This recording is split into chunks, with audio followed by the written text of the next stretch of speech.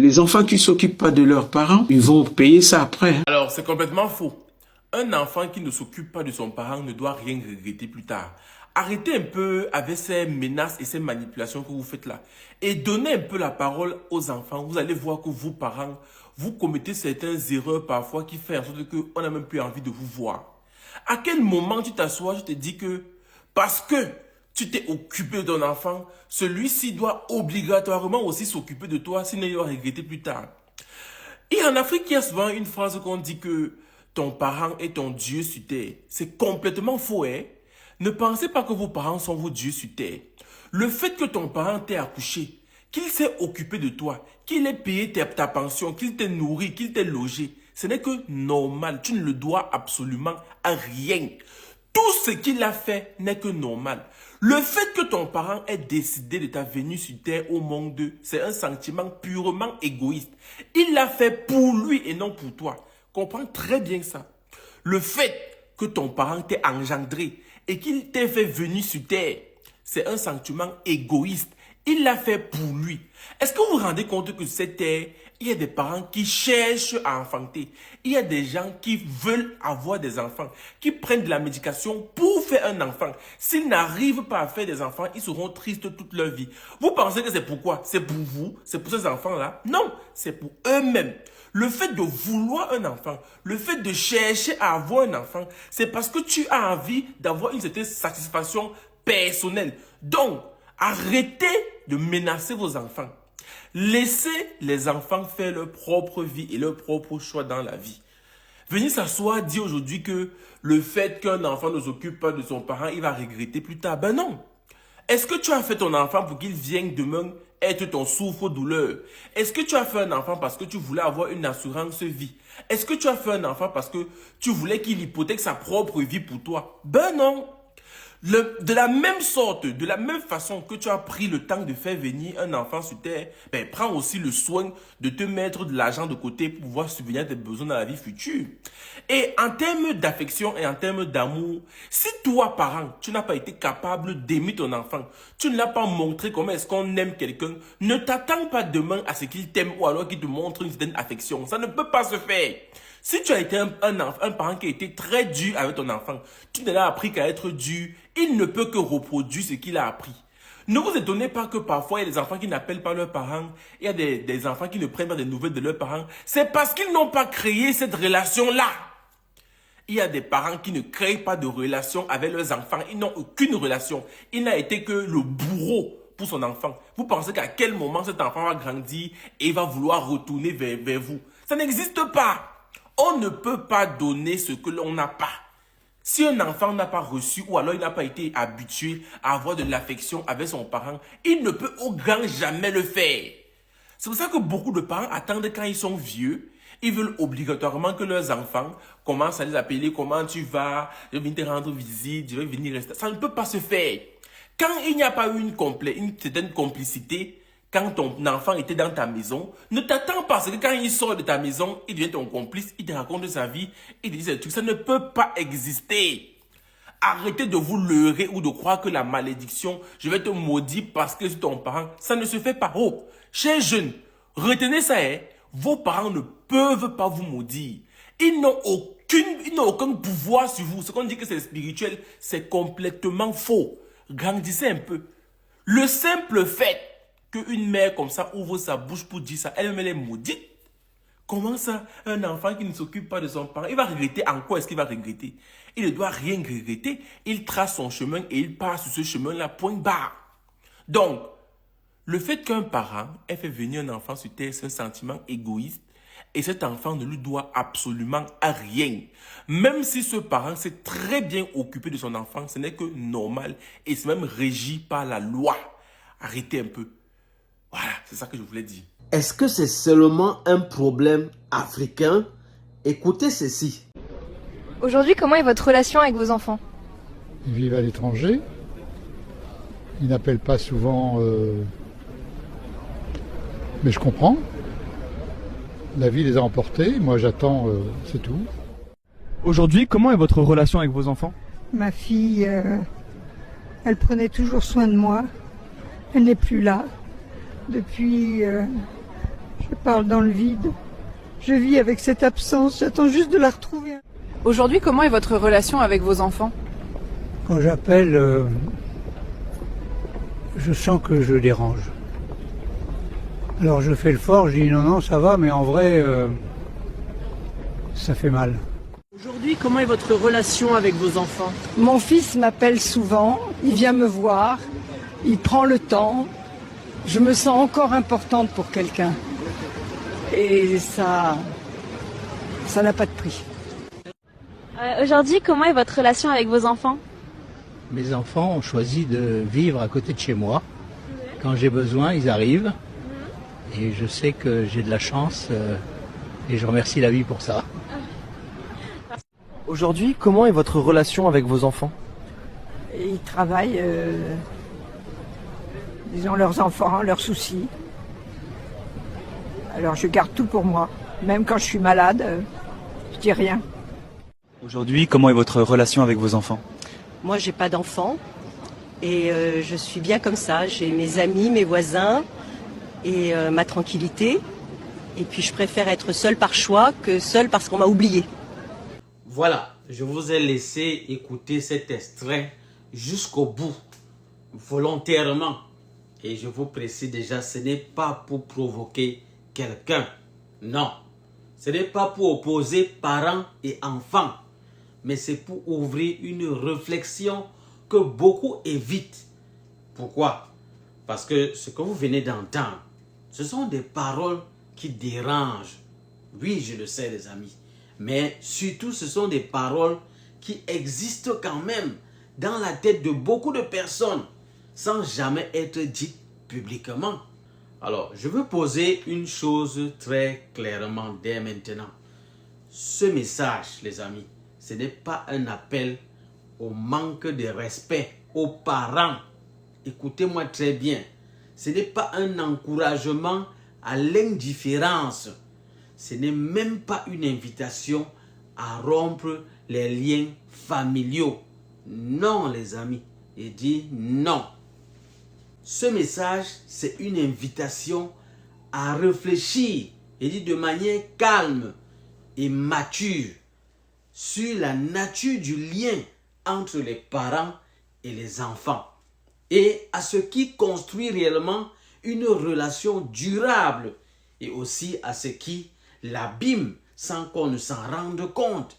Je vais vous dire que dans beaucoup de cultures, notamment africaines, on transmet très tôt une idée forte. Les parents ont une place sacrée. J'espère que chacun le comprend. Et cette idée, en soi, n'est pas mauvaise. Le problème commence généralement quand cette place sacrée empêche toute discussion, quand elle empêche toute remise en question, quand elle empêche l'enfant devenu adulte d'exprimer ce qu'il ressent. Parce que respecter ses parents, les amis, ça ne veut pas dire renoncer à sa propre voix. Et aimer ses parents ne veut pas dire vivre dans une culpabilité permanente. Moi, je pense que un enfant ne choisit pas de venir au monde. Ce sont les parents qui prennent cette décision. Souvent par amour, souvent par désir, souvent par projet de vie. Et quand l'enfant arrive alors, le nourrir, le loger, l'éduquer, le protéger, ce n'est pas un sacrifice exceptionnel, les amis. C'est une responsabilité normale.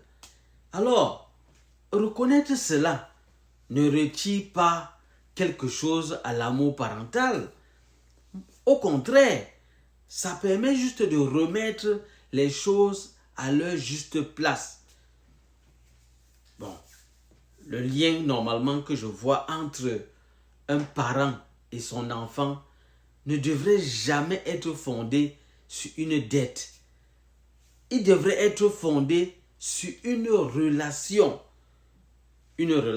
qui se construit dans le temps, dans l'écoute, dans la confiance et aussi dans la manière dont on se parle Il dit surtout quand il y a des désaccords. Et je sais que beaucoup d'enfants de la diaspora vivent généralement loin de leurs parents aujourd'hui. Pas parce qu'ils ne les aiment pas, mais parce que la vie les a amenés ailleurs. Ils travaillent, ils élèvent leurs propres enfants, ils font face à leurs propres défis. Et ce qu'il faut comprendre, parfois, la distance n'est pas seulement géographique, elle est souvent émotionnelle. Je vais vous dire que certaines relations parents-enfants n'ont jamais été vraiment construites. Il faut qu'on soit clair d'abord là-dessus. Parce que il y a des familles où on a beaucoup insisté sur l'obéissance, mais très peu sur le dialogue. Regardez bien autour de vous, vous allez voir que c'est le cas. Il y a des familles où l'enfant devait se taire seulement. Il dit fermer sa bouche. L'enfant n'avait jamais le droit d'expliquer ce qu'il ressentait. Or, les amis, un enfant apprend ce qu'il vit. Quand il grandit dans un environnement où l'expression des émotions est absente, elle ne développe pas naturellement cette capacité.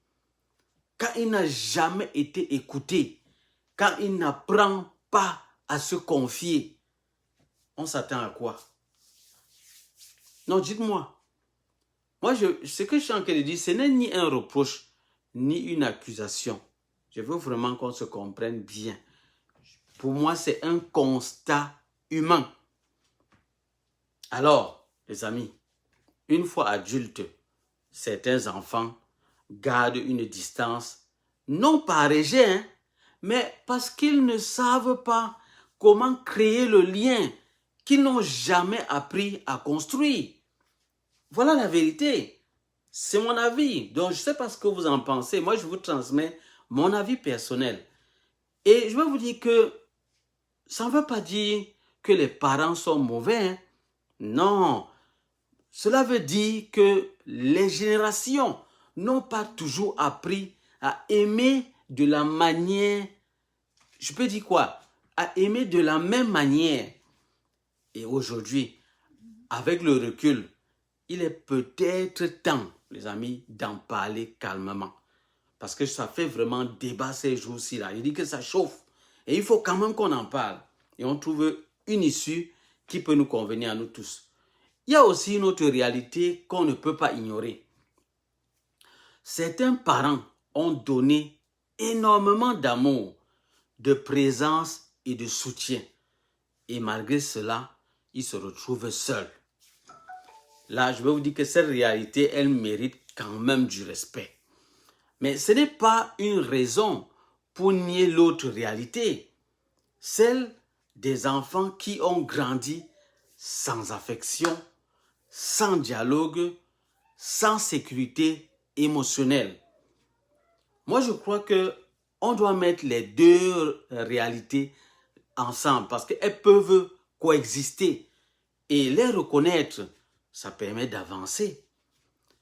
Une relation, pour moi, ne se décrète pas, les amis. Elle se cultive. La présence affective dans l'enfance ne garantit pas tout, mais elle augmente fortement les chances d'un lien fort à l'âge adulte. Et ça, je sais que beaucoup de parents, eux, ils attendent un rapprochement tardif. Quand parfois les enfants sont déjà loin, quand ils ont déjà construit, quand ils sont déjà pris par leur propre vie.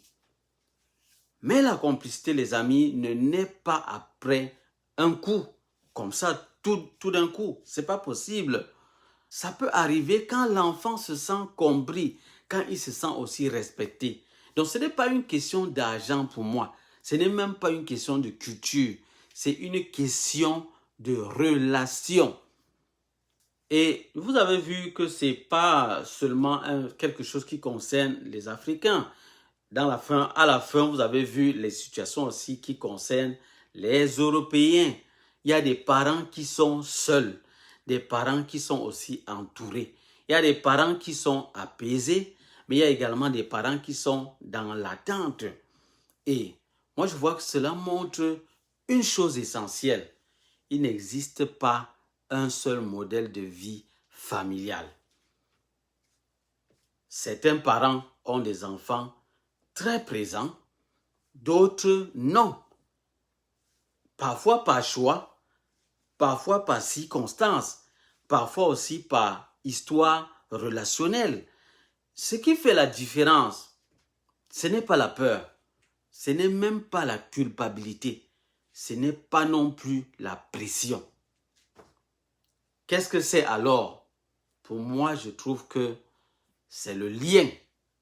Alors, les amis, aujourd'hui, la vraie question pour moi, ce n'est pas les enfants doivent-ils s'occuper de leurs parents? La vraie question pour moi, c'est plutôt comment construire des relations qui donnent, je dis naturellement, envie d'être présent.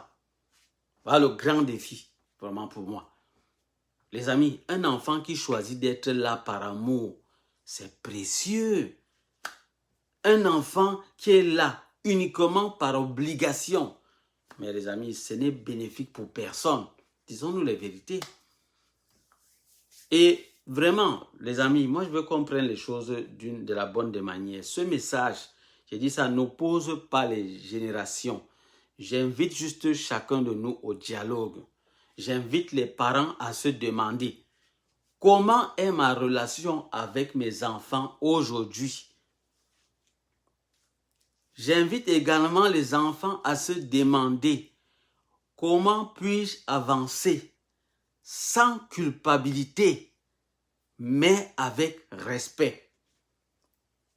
Les amis, l'amour ne se force pas. Non, non, non, non, il faut qu'on soit clair là-dessus. L'amour ne se force pas. La présence également ne se commande pas. Elle se construit. Donc, moi, je n'aimerais pas tirer trop loin. J'aimerais m'arrêter un peu là. Mais je vais vous laisser quand même avec quelques questions. Dites-moi vous-même en commentaire, et ça vraiment dans le respect, hein, dans le respect. Qu'est-ce que cette vidéo vous a fait ressentir? Est-ce que ça vous parle? Est-ce que ça vous questionne? J'aimerais vraiment qu'on échange calmement. Et n'oubliez pas les amis, vraiment ça c'est quelque chose qui concerne notre communauté africaine en particulier, mais également d'autres communautés un peu partout dans le monde entier. Je vous prie s'il vous plaît, ça ne vous coûte rien du tout. Partagez cette vidéo, je vous en prie. Likez également la vidéo si vous avez trouvé le contenu intéressant. Appuyez également sur booster ou applaudir, c'est juste en dessous de cette vidéo. Ça permettra à l'algorithme de proposer également cette vidéo à d'autres personnes qui ont besoin d'entendre cette vérité. Nous avons besoin de nous soutenir, les amis.